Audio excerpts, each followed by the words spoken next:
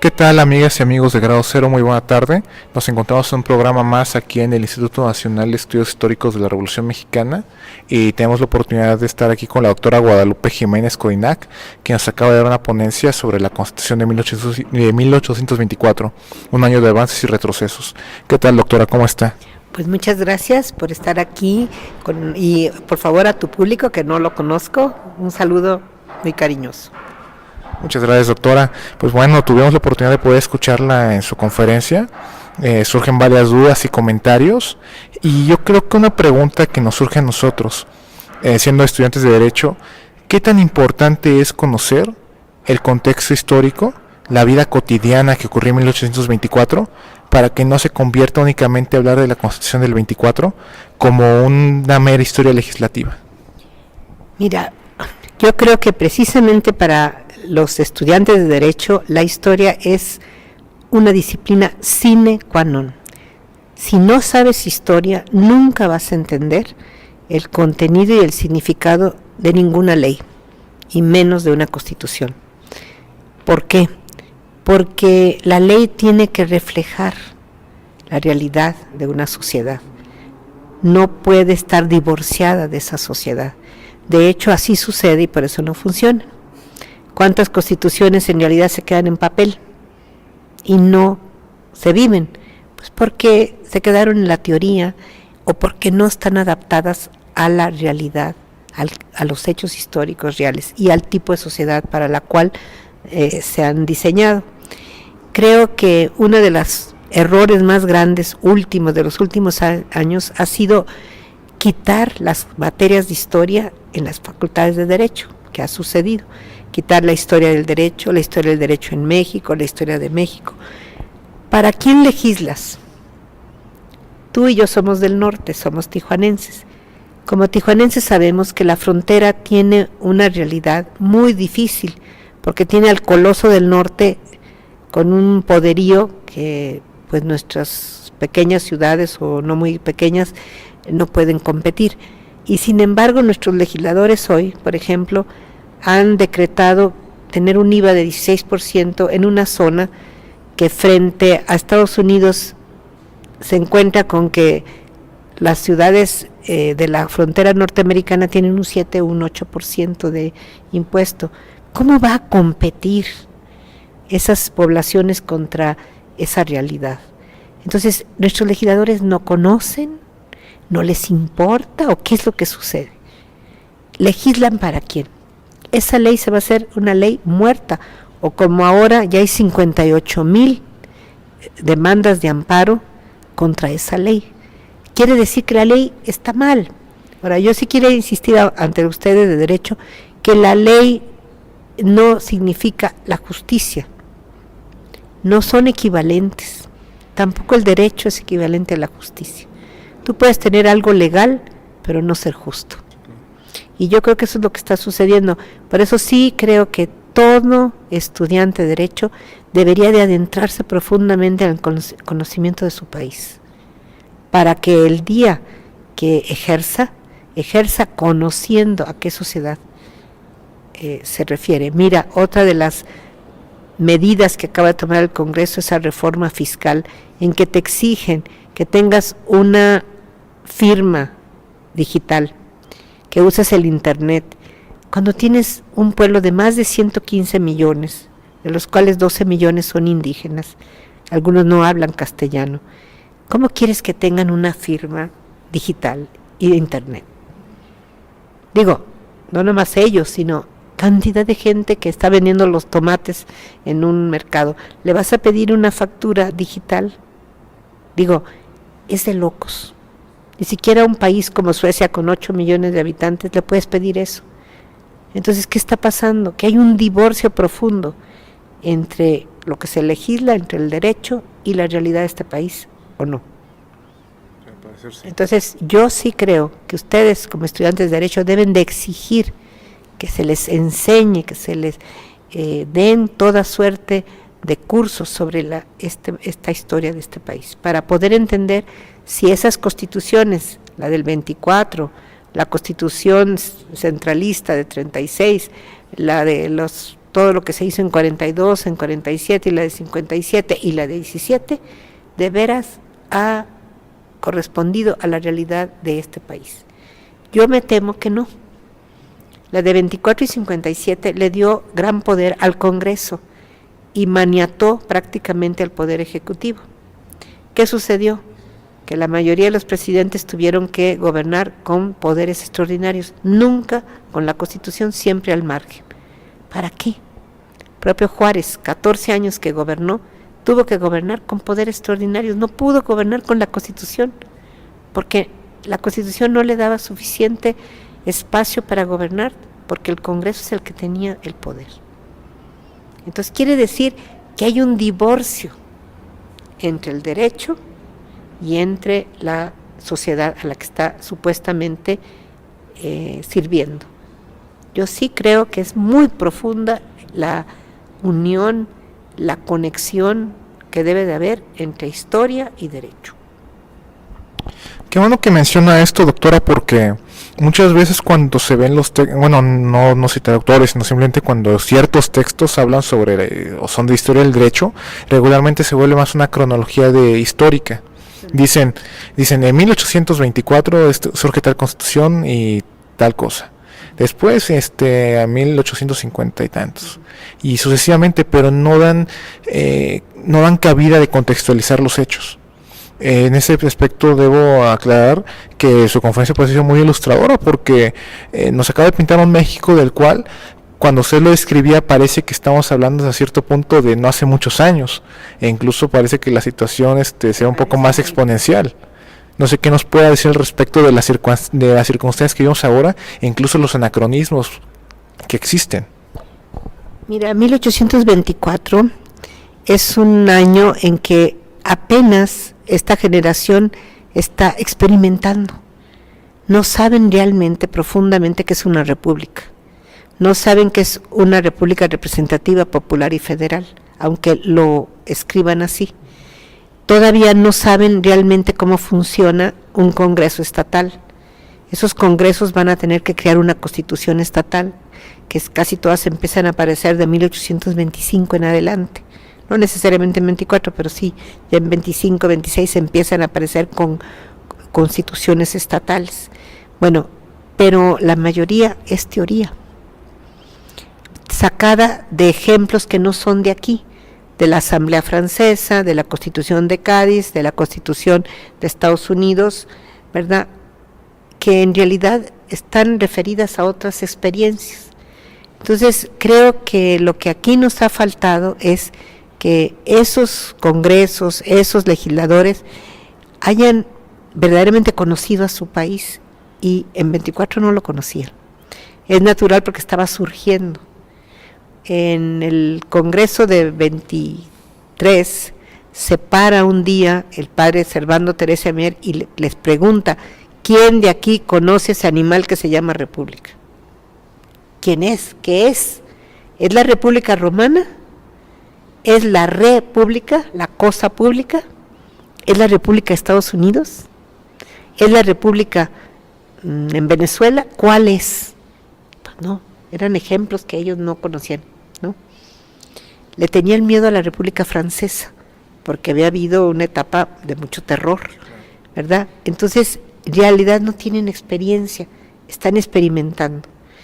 La Constitución de 24 pues no va a poderles servir mucho. Ya en 35 la quieren cambiar porque no ha funcionado. Puede tener ideas muy buenas, pero como no se adaptan a la realidad, pues es letra muerta. Yo sí creo que la vida cotidiana y la historia de la sociedad te va indicando que cómo deberías de planear el derecho para esa sociedad.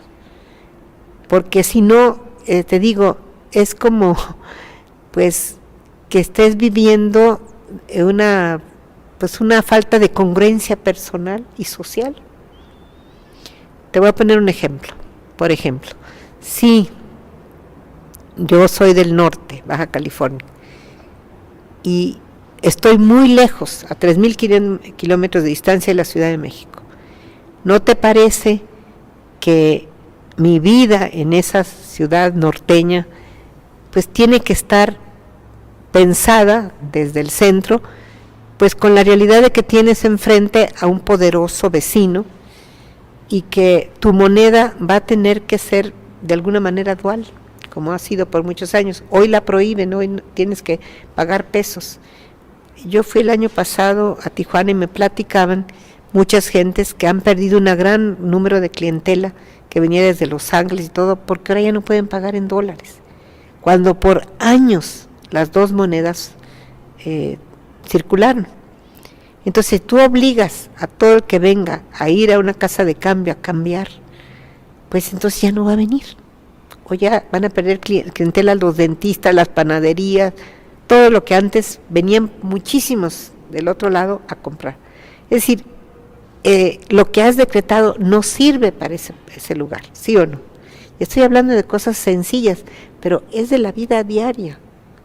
Ahora, eso en términos del norte, pero por ejemplo en términos, te voy a decir, de lo que comentábamos de obligar a los albañiles, a los campesinos a tener firma digital, a tener internet o tener una cuenta de banco. Pues ¿cómo? ¿Para qué? Te vas a estrellar, la ley no va a servir. No sé, a lo mejor estoy exagerando, pero yo creo que una ley que no ve esa realidad es una ley que no debe de obedecerse, porque no es justa. Y volvemos a lo mismo, lo legal no necesariamente es la justicia. Fue legal en época de Hitler una serie de barbaridades, fue legal porque se legisló, pero eso no le quitaba que fuera injusto, ¿no? Entonces, ¿qué está pasando con la actual situación del derecho mexicano? Pues que no creemos en el derecho, en el Estado de Derecho. Por lo menos yo no creo que exista. Hace unas semanas, no sé si lo viste en la prensa, una pobre señora potosina le dieron 5 años de cárcel, los cuales 2 años estuvo en las Islas Marías, porque compró una libreta para su niña con un billete de 100 pesos falso. ¿Te parece que es justicia? Ella no tenía una máquina para hacer billetes, a ella le dieron un billete falso, pues yo creo que ni Einstein lo iba a reconocer si era falso o no. Va y compra con toda inocencia y a la cárcel va 5 años. Eso es justicia, eso es derecho, eso es un juez. Y el defensor de oficio allí en San Luis, ¿qué le hizo? ¿Cómo la defendió? Yo te juro que ese juez y ese defensor de oficio yo los metía 10 años a la cárcel para que vieran lo que es bueno, porque eso no es derecho, ¿o no? Y de eso estamos llenos diariamente de injusticias en este país. Es decir, hay un divorcio entre el derecho y la realidad. Y si los estudiantes los forman así, cuando salgan de su carrera se van a dar de topes con la realidad. Y van a decir, ¿de qué me sirvió lo que estudié? No se puede aplicar. Yo que ustedes, alumnos, exigiría mayor conocimiento de este país, ¿verdad? Porque se van a de veras a llevar un susto, que lo que dice la teoría no se puede aplicar. Una pregunta que a mí me surge en específico dentro del contexto de su plática. Algo que noté fue que usted pudo darnos a conocer hechos que la historia oficial infortunadamente pues no nos revela. Incluso es un encubrimiento oficialista que se da. Los señores Cebes le estaban mencionando incluso las propias historias de traición que hace Iturbide al entonces México naciente. A mí me llama mucho la atención y es un punto muy particular que quiero realizar el cuestionamiento. Se dice que él mismo se autonombra emperador. E incluso ya usted lo aclara posteriormente que exactamente que él nunca se autonombró, y esto me recuerda de cierta forma porque fue una campaña negra, dije, es una difamación que se da a través de un libelo, como usted lo mencionaba, y esto me recuerda hasta cierto punto la figura de Napoleón cuando él mismo se autonombra emperador de Europa en ese famoso cuadro que está en el Museo del Louvre en París, donde él le quita la corona al Papa. ¿Hay alguna analogía o alguna manifestación ahí presente? Acláranos esta parte, doctora, por favor. Mira, yo les decía en la plática que este año de 1821 va a tener que analizarse con mucho más profundidad, de 21 a 23, ese nacimiento de México como imperio constitucional. Dije constitucional, porque el Plan de Iguala es constitucional, de ninguna manera es anticonstitucional. Entonces, ¿qué pasó en ese primer experimento de convertirnos en un imperio que creían que era regresar al imperio de los mexicas? Que como yo les explicaba, los mexicas no sabían lo que era un imperio porque es una institución romana, y nosotros le llamamos así como si hubiera existido. Bueno, pues eso creían los de 21, que regresaban al imperio mexica. Bueno, les comentaba yo que Iturbide es uno de esos personajes que conocemos poco, porque se le puso en el basurero de la historia, ni lo explican, ni se habla de él. Cuando yo estaba hace muchos años estudiando, me tocó dar una clase a unos niños de una escuela primaria oficial. Me habló el director y me dijo: usted puede escoger dos temas, o el Congreso de Chilpancingo de 1813, de 1813, el Congreso de Chilpancingo, o la entrada del ejército trigarante el 27 de septiembre de 1821. Como eran niños como de tercero o cuarto año de primaria, pensé que les iba a hacer más ilusión vestirlos como soldaditos que un congreso, que es más aburrido. Y entonces le dije: la entrada del ejército trigarante. Y me habla y me llama el director de la escuela y me dice: sí, pero prohibido que entre Iturbide. Yo: ¿pero cómo? Prohibido, si entra Iturbide no puede haber acto. Pues yo lo oí por aquí, me salió por acá, y lo primero que hice es vestir al niño vestido de Iturbide con todo el Plan de Iguala, y Guerrero, que iba con él, y acompañarlo. El señor ya no pudo hacer nada porque era la mera hora, estaba todo el colegio y toda la escuela viendo, pero así estaban las cosas. Estando yo terminando la licenciatura, decidí hacer mi tesis sobre el año 1821, y me dijeron: si escoges ese año, no vas a pasar el examen final, no hay ningún sinodal que te pase con ese tema. Dije: pues con mayor razón lo hago, ¿por qué no estudiar ese año? Y lo estudié. No me pasó nada, sí me pasaron, pero quiero decirte que había todo eso. Bórralo, no lo expliques, no hables. Yo digo: pero si es nuestro nacimiento como nación, es nuestra primera experiencia de gobierno. Allá aparece por primera vez un congreso dentro del imperio, no nació con la república, el congreso ya existía en el imperio, ¿sí o no? Las elecciones se dan en el imperio, las comisiones para decretar la bandera, como la conocemos, verde, blanco y rojo, con la estrella, no estrellar, eso fue antes, pero con el águila, eso se decreta el 2 de noviembre de 1821, y hasta ahorita es la misma, ¿sí o no? Es decir, nacieron muchas cosas de las cuales siguen siendo parte nuestra, y no podemos hablar de ello, y no podemos entender por qué se hizo.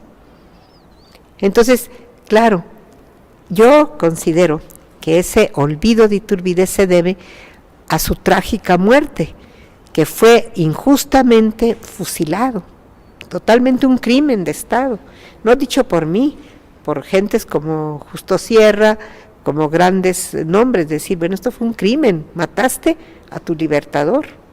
El único país de la América hispana que asesinó a su libertador, a sus dos libertadores, a Iturbide y a Guerrero, fue México. Los demás no los mataron. Y aquí sí. ¿Por qué?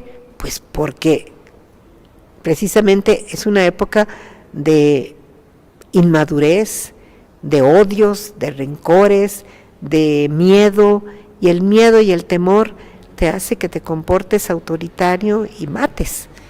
Entonces, el decreto que es de abril de 1824, que lo declara traidor a la patria si pone un pie en el país. Él estaba en Europa, exilado, pero él es un decreto que él no conoce, ni sabe. ¿Y por qué lo vas a llamar traidor a la patria? Porque regrese a su país. Obviamente es un decreto legal totalmente, que iba hasta contra la propia Constitución. La Constitución no, pues hay ciertos límites para que no abuses. Bueno, pues se abusó. Y yo creo que como fue fusilado y el Congreso Nacional no se esperaba que el Congreso de Tamaulipas, que se decía soberano, lo fusilara inmediatamente después de bajar del barco. Él llega el día 15 de julio y el 19 de julio es fusilado. Entonces, cuando se enteran en el Congreso aquí, pues se quedan como diciendo, ¿y ahora qué hacemos? Sí lo mataron. Y empieza una especie de justificación. Era un traidor. Nunca se supo a qué, porque pues al rey de España no, porque pues Hidalgo, Allende, Morelos, todos serían traidores al rey de España, ¿no? Entonces, ¿por qué nomás él? Pues es que querían justificarse porque la muerte que le habían dado, pues no tenía explicación.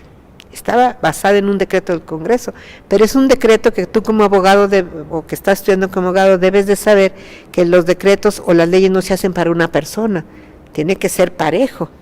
Pues esta es una ley solo para él. Si pone un pie a usted, se le declara traidor, y si le declara traidor se le va a matar.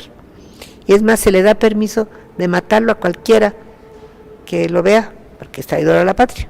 Es decir, él lo sabe, él regresa completamente ignorante de lo que habían decidido, y baja y lo detienen y lo fusilan.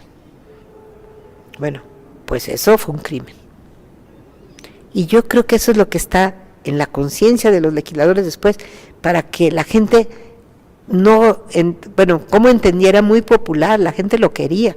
Entonces el Congreso tiene que decir, pues era un traidor, nos venía aquí, a lo mejor quería volver a ser emperador, era la mejor, no sabían, él venía solo, venía con su esposa y sus 2 hijitos más chiquitos, eso era todo, no traía armas, no traía nada, digo, no viene a invadir, y además ya había renunciado, y había hecho renunciar a la corona a su hijo mayor, no era un peligro, pero quizá les daba miedo que todavía era muy popular, porque fue muy popular, la gente lo quería, pero el Congreso no.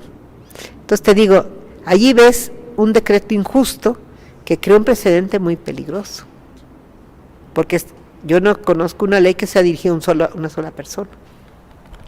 Doctora, en verdad agradecemos mucho las respuestas tan ilustrativas que nos ha dado a estas preguntas planteadas. Agradecemos mucho que se haya tomado la molestia de poder estar con nosotros. Y pues yo nomás quería decirles, muchachos, quieran mucho este país, pero para quererlo hay que conocerlo. Claro. La historia les va a servir. El derecho es una magnífica plataforma para la historia, por los métodos de análisis, por todo lo que ustedes aprenden de presentar pruebas, de buscar, de investigar y de dar argumentos. En parte es lo mismo que hace el historiador, ¿no? Tenemos que presentar pruebas, evidencia. Yo no creo que en el derecho ni en la historia valga las meras opiniones o los rumores o los meros modelos teóricos. Eso no es lo principal. Lo principal es qué tan real es lo que ustedes puedan hacer para que esta sociedad sea mejor. Bueno, pues eso ha sido todo con ustedes, la doctora Guadalupe Jiménez Coinac. Pues bueno, que descansen.